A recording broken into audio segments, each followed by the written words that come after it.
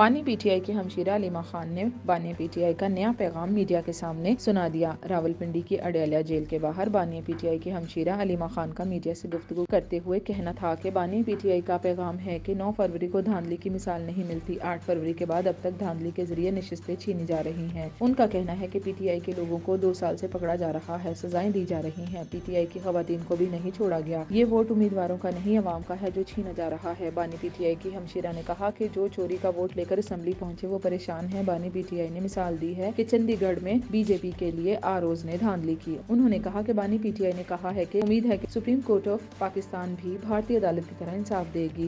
قانونی طور پر اب تمام کارروائی سپریم کورٹ میں ہوگی۔ علیمہ خان نے کہا کہ عوام سارا مینڈیٹ عدالت کے ذریعے واپس لیں گے۔ علیمہ خان نے کہا کہ عوام کا سارا مینڈیٹ عدالت کے ذریعے واپس لیں گے۔ ووٹ عوام کا ہے، جس نے حفاظت کرنا تھی نہیں کی۔ ووٹ کی حفاظت نہیں کر سکتے تو سسٹم کو ردی کی ٹوکری میں پھینک دینا چاہیے۔ انہوں نے مزید کہا کہ مینڈیٹ چوری کے معاملے پر ہم ہائی کورٹ جا چکے ہیں۔ انتخابات سے متعلق سارا ڈیٹا انٹرنیٹ پر اپلوڈ کر دیا ہے۔ بانی پی ٹی آئی کی ہمشیرہ علیمہ خان کا یہ بھی کہنا ہے کہ سپریم کورٹ اور ہائی کورٹ کے ججز کو سمجھ آ گئی ہے کہ کیسے دھاندلی ہوئی۔ تمام فارم 45 منظر عام پر آ چکے ہیں، ان کے مطابق نتائج جاری کرنا ہوں گے۔